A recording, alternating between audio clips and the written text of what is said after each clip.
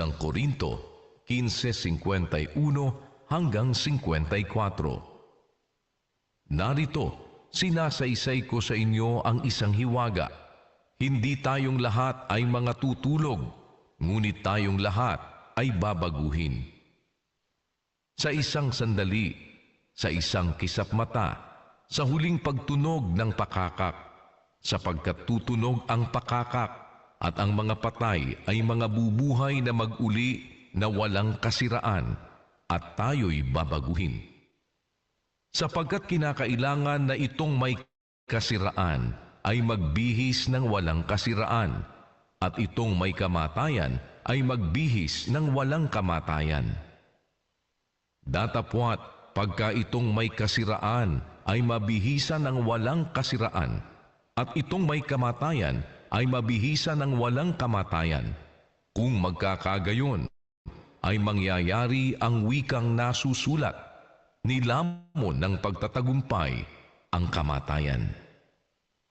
Ezekiel 37:4 hanggang 6. Muling sinabi niya sa akin, manghula ka sa mga butong ito at sabihin mo sa kanila, o kayong mga tuyong buto, inyong pakinggan ang salita ng Panginoon. Ganito ang sabi ng Panginoong Diyos sa mga butong ito, narito, aking papapasukin ang hinga sa inyo, at kayo'y mga bubuhay. At lalagyan ko kayo ng mga litid, at babalutin ko kayo ng laman, at tatakpan ko kayo ng balat, at lalagyan ko kayo ng hininga, at kayo'y mga bubuhay, at inyong malalaman na ako ang Panginoon. Apokalipsis 21:4 hanggang 5. At papahirin niya ang bawat luha sa kanilang mga mata, at hindi na magkakaroon ng kamatayan, hindi na magkakaroon pa ng dalamhati, o ng pananambitan man, o ng hirap pa man. Ang mga bagay ng una ay naparam na. At yaong nakaluklok sa luklukan ay nagsabi, narito, ginagawa kong bago ang lahat ng mga bagay. At sinabi niya, isulat mo, sapagkat ang mga salitang ito ay tapat at tunay. Unang Korinto 1:9-2.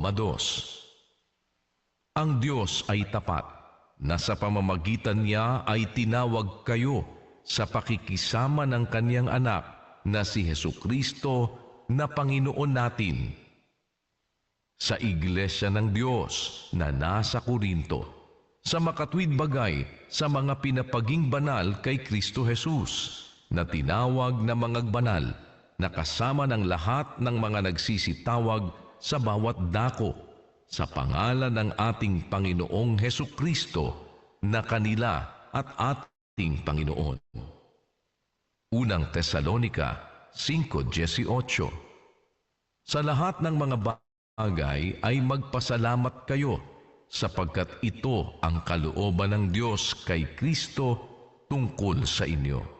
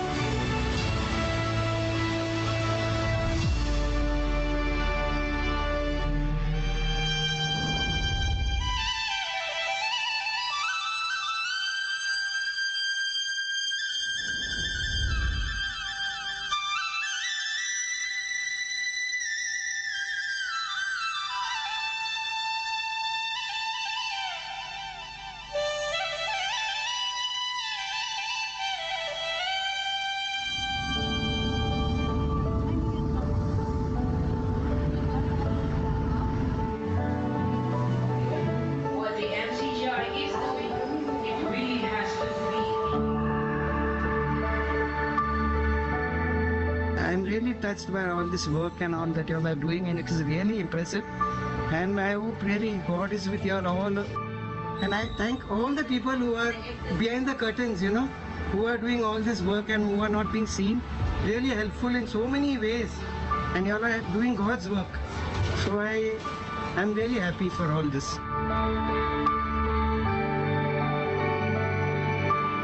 Very, very good, because it can help the people who is at need. It can open the mind, be close to God for those people who are at needs, financially, medical, groceries, and awakening of mind, body, and soul is first thing.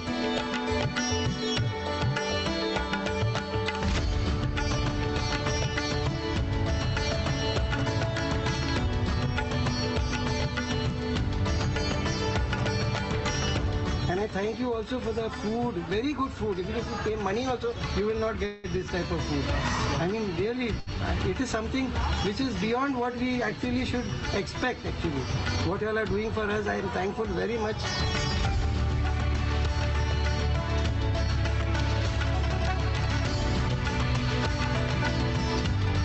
Thanks be to God for these gifts, and I'm very happy to be here with God mercy and help.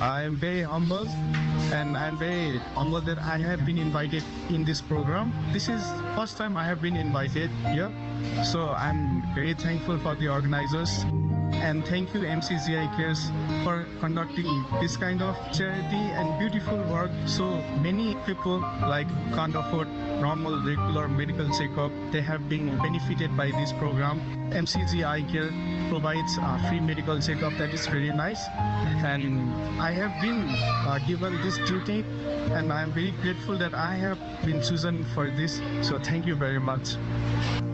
अब्रो जीवनको हर एक दिन त्यहाँ एक सपना छ पुरा गर्न चाहन्छु हाम्रो निरन्तर प्रार्थना यही छ हाम्रो विजयको लागि नै हो.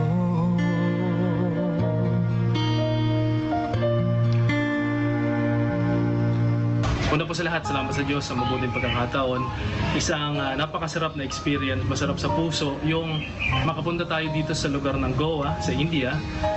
Ito yung unang beses ko na makapunta rito sa India. Makita ko yung mga kapatid, yung mga bisita.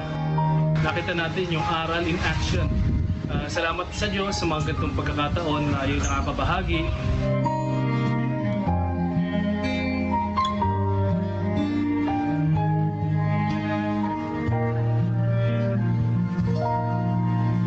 I came here not by accident.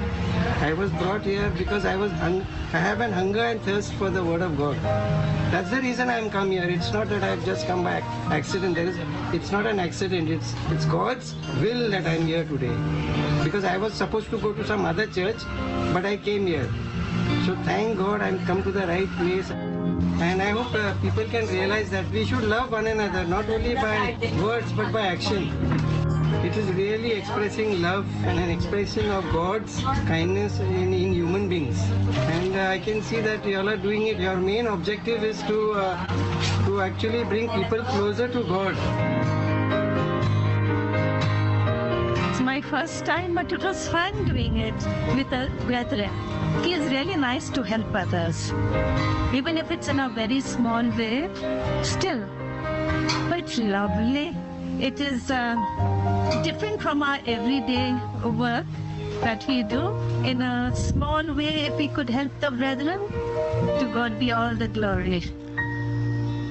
अनन्त जीवन हृदयको सपना जहाँ दुःख पीडा अन्त्य इच्छा विद्या परमेश्वर अनि प्रिय सुसङ्ग जहाँ आनन्दको अन्त्य हुने छैन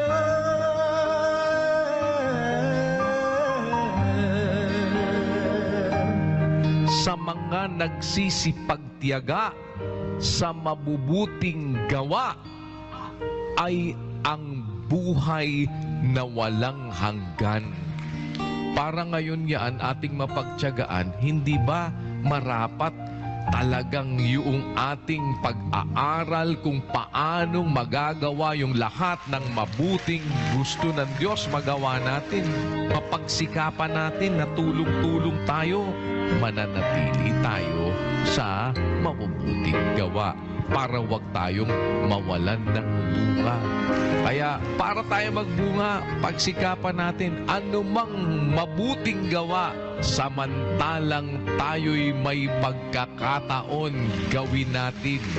I-grab natin ang bawat opportunity. Mga kapatid, oras na para tayo naman po ay magpatuloy sa pagbubunga.